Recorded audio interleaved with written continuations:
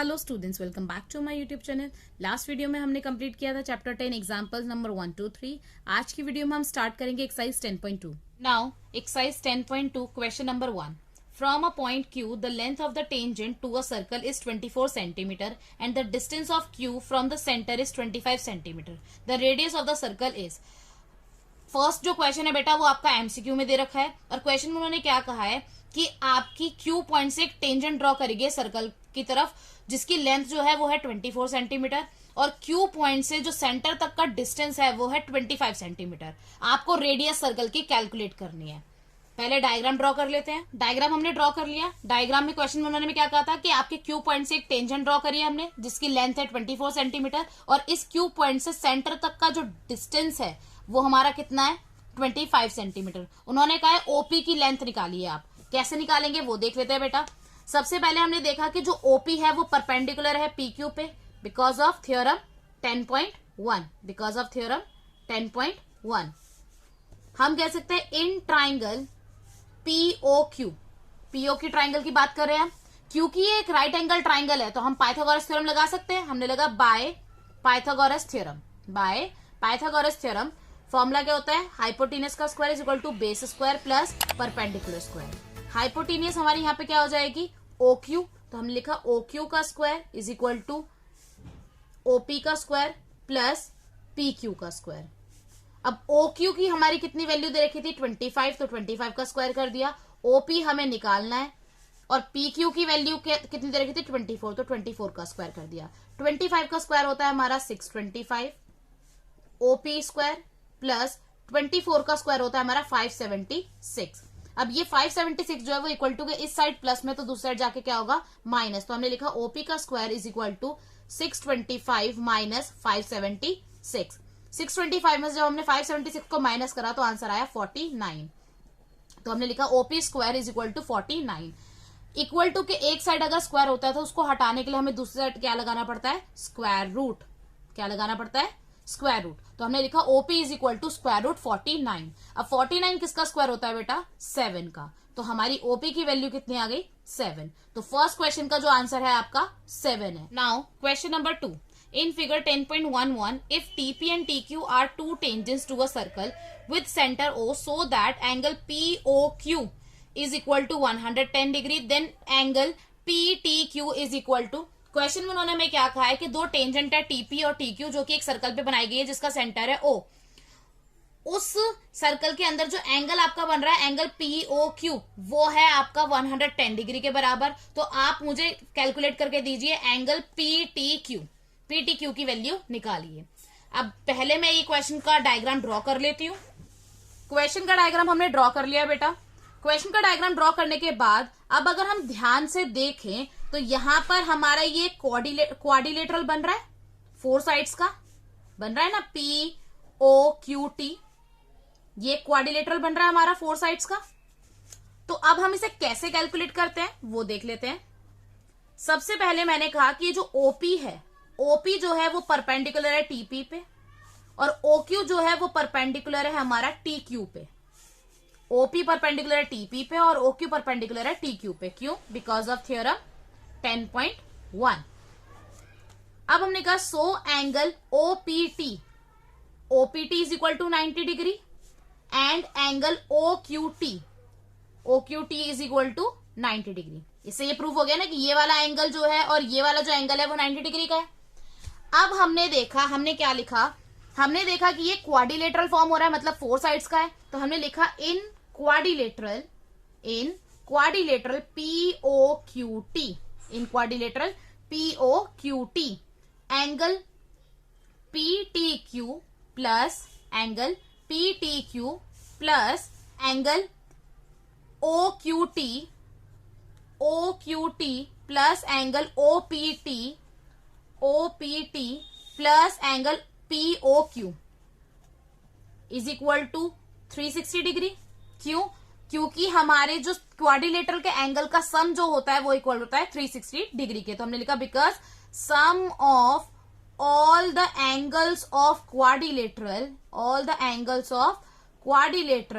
Is equal to 360 degree. Degree. ये हमने दे दिया रीजन।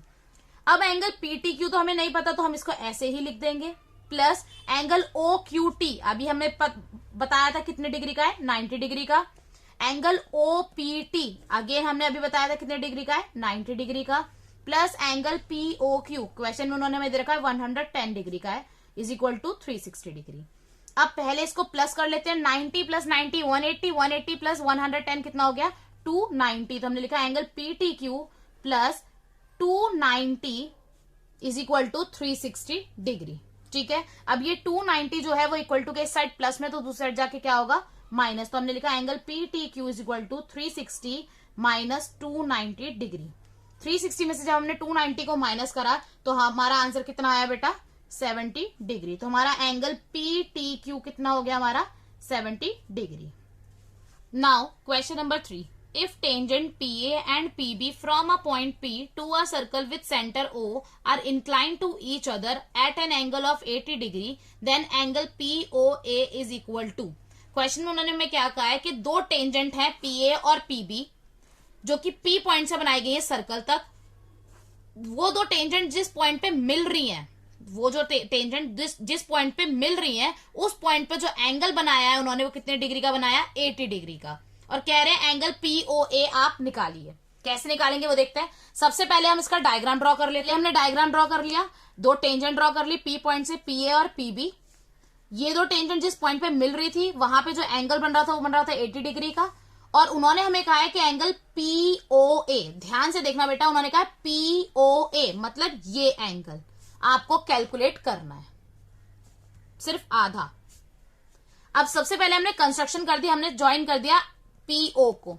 ठीक है, अब हमें यहाँ पे दो ट्राइंगल दिख रहे हैं, एक दिख रहा है एंगल POA, एक दिख रहा है POB। हमने लिखा in triangle POA and triangle POB, in triangle POA and triangle POB।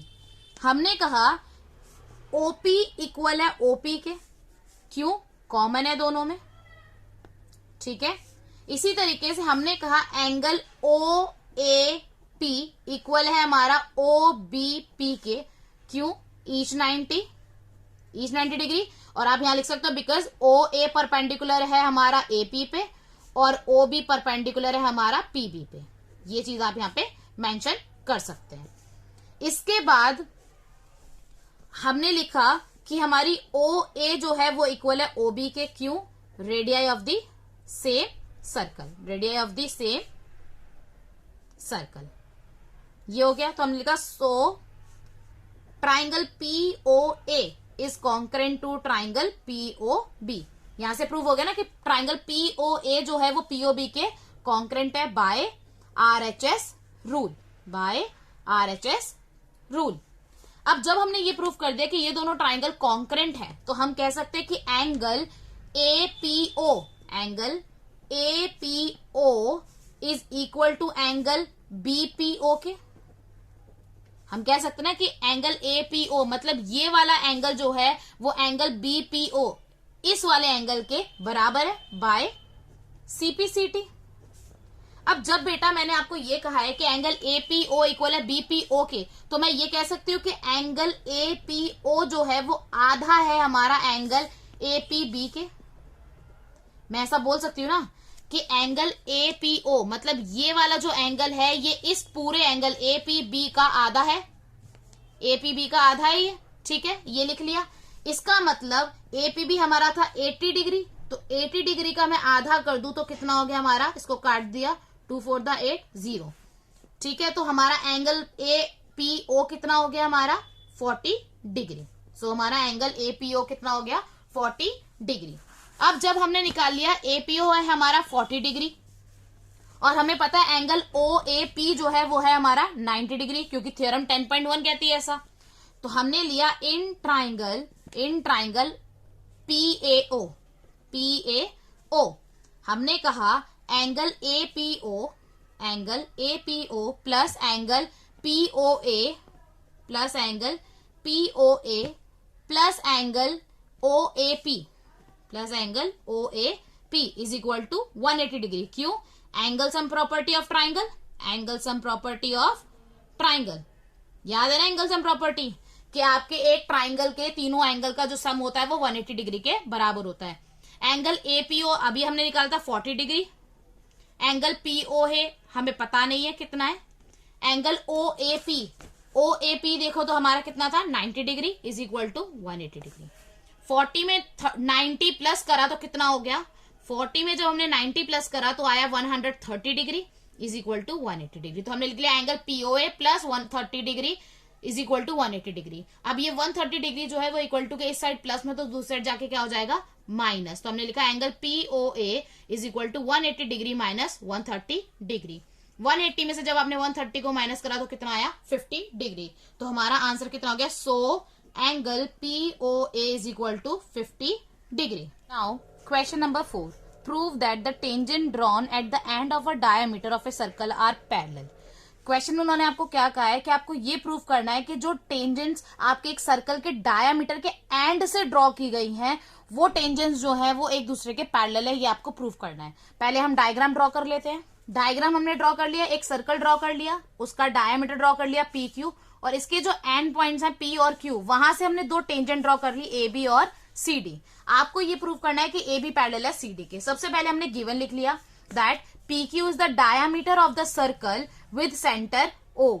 AB and CD are two tangents drawn to a circle at the end point of diameter. ठीक है, to prove हमने लिख लिया AB is parallel to CD। अब करेंगे कैसे बेटा वो देख लेते हैं। सबसे पहले हमने देखा कि ये OQ रेडियस है और OP भी रेडियस है, तो हमने लिखा OQ is perpendicular to CD, OP is perpendicular to AB। क्यों? Because of theorem 10.1। और आपको ये अगर आपकी टीचर ऐसे अलाउड नहीं करते हैं लिखने के लिए तो आपको यहाँ पे पूरी थ्योरम लिखनी पड़ेगी that tangent to the point of a circle is perpendicular to the radius through the point. मतलब आपको यहाँ पे पूरी थ्योरम लिखनी पड़ेगी। ओके, नाउ नेक्स्ट पॉइंट हमारा क्या हो जाएगा बेटा, जब हमने ये प्रूव कर दिया कि ये इस पे परपेंडिकुलर है, इसका मतलब हम कह सकते हैं कि एंगल ओ क्यू डी, मतलब ये वाला angle O Q D is equal to 90 degree.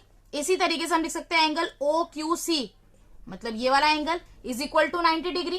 Same तरीके से हम लिखेंगे एंगल ओ पी बी, ये वाला एंगल जो है वो भी 90 डिग्री का है। एंगल ओ पी ए, ये वाला जो एंगल है वो भी इक्वल है 90 डिग्री के। तो हमने यही चीज यहां पे लिख दी। So angle O Q D is equal to 90 degree, angle O Q C is equal to 90 degree, angle OP B is equal to 90 degree, angle OP A is equal to 90 degree. अब अगर हम ध्यान से देखें तो हम कह सकते हैं कि एंगल ओ क्यू डी जो है, ये वाला जो एंगल है एंगल ओ क्यू डी, ये इक्वल है एंगल ओ पी ए के, ये इक्वल है एंगल ओ पी ए के। इसी तरीके से हम ये भी लिख सकते हैं कि एंगल ओ क्यू सी, मतलब ये वाला जो एंगल है एंगल ओ क्यू सी, ये इक्वल है एंगल ओ पी बी के, इस वाले एंगल के। तो हमने यही चीज लिख दी। So angle O Q D is equal to angle O P A, angle O Q C is equal to angle O P B. और हमने मेंशन यहाँ पे क्या करा कि अगर हम ध्यान से देखें तो ये जो एंगल है हमारे ऑल्टरनेट एंगल्स भी बना रहे हैं। तो हमने लिख दिया they are forming pair of alternate angles. So A B जो है वो पैरेलल है सी डी के, क्योंकि ये चीज तो ऑल्टरनेट एंगल हमारे कब बनते हैं, जब दो कोई लाइन पैरेलल होती है और उसके बीच में एक ट्रांसवर्सल जारी होती है, तो उसमें जो इस तरीके से एंगल बनते हैं वो ऑल्टरनेट एंगल होते हैं। और हमने देखा कि ऑल्टरनेट एंगल भी बन रहे हैं, तो हमने कहा इसीलिए ए बी जो है वो पैरेलल है सी डी के। Now Question number 5. Prove that the perpendicular at the point of contact to the tangent to a circle passes through the center. Question में उन्होंने आपको क्या कहा है कि आपको ये प्रूव करना है कि जो परपेंडिकुलर ड्रॉ होता है टेंजेंट के पॉइंट ऑफ कांटेक्ट पर, वो जो होता है वो हमेशा सर्कल के सेंटर से ही पास होता है। ये आपको यहाँ पे प्रूव करना है। तो सबसे पहले हम डायग्राम ड्रॉ कर लेते हैं। सबसे पहले हमने डायग्राम ड्रॉ कर लिया, हमने एक सर्कल ड्रॉ कर लिया विद सेंटर ओ और एक टेंजेंट ड्रॉ कर दी जो कि उस सर्कल को पी पॉइंट पे टच कर रही है। ठीक है, हमने ओपी को ज्वाइन कर लिया। हमें प्रूफ क्या करना है कि ये जो लाइन परपेंडिकुलर है इस टेंजेंट पर ए बी पर, जो लाइन परपेंडिकुलर है वो सेंटर से पास होती है, ये हमें प्रूव करना है। कैसे करेंगे वो देख लेते हैं। सबसे पहले हमने लिख लिया given a circle with centre O and AB is a tangent to the circle with point of contact P। अब टू प्रूव लिख लिया। प्रूफ क्या करना था हमें, perpendicular at the point of contact to a circle passes through the centre. ठीक है, आपको ये प्रूफ करना है कि जो परपेंडिकुलर है हमारा उस पॉइंट ऑफ कांटेक्ट से जो परपेंडिकुलर ड्रॉ करा गया है वो सेंटर से ही पास थ्रू होता है। अब सबसे पहले हमने एक कंस्ट्रक्शन कर ली, हमने एक पॉइंट ले लिया सर्कल के अंदर ही Q, जो कि सेंटर की जगह और कहीं भी आप ले सकते हैं। हमने उसको ज्वाइन कर दिया, हमने करा take point Q other than centre O, join OP and OQ। हमने OP और OQ को ज्वाइन कर दिया so that angle QPB is equal to 90 degree. ये हम कंस्ट्रक्शन में लेके चल रहे हैं। अब सॉल्यूशन कैसे करेंगे वो देख लेते हैं। हमने कहा OP जो है वो परपेंडिकुलर है AB पे, जो कि हमें दिख भी रहा है। ऐसा क्यों? क्योंकि थ्योरम 10.1 कहती है हमारी कि जो रेडियस होती है वो हमारी परपेंडिकुलर होती है टेंजेंट पे। ठीक है, तो हम कह सकते हैं कि एंगल OPB जो है वो 90 डिग्री है। ये पूरा जो एंगल है OPB वो 90 डिग्री है। ये हमारा इससे प्रूव हो गया, इसको हमने दे दिया इक्वेशन 1। नाउ हमने लिखा angle QPB is equal to 90 degree. ये हमें कैसे मिला? By construction. हमने कंस्ट्रक्शन में ये चीज कही थी, इसको दे दिया हमने इक्वेशन 2। अब इक्वेशन 1 और 2 से हमें क्या मिल रहा है कि एंगल OPB जो इक्वल है वो एंगल QPB के इक्वल है। मतलब ये एंगल पूरा जो एंगल है OPB वो इक्वल है एंगल QPB के, जो कि इसका एक पार्ट है। तो जो कि हम लिखेंगे which is not possible as a part can not be equal to whole. तो हमने लिख दिया जो कि पॉसिबल नहीं है, क्योंकि एक पार्ट जो है वो पूरे एंगल के बराबर नहीं हो सकता है। तो हमने कहा सो एंगल OPB जो है वो बड़ा है, ग्रेटर है हमारा एंगल QPB से। Hence the perpendicular at the point of contact to the tangent to a circle passes through the centre. जो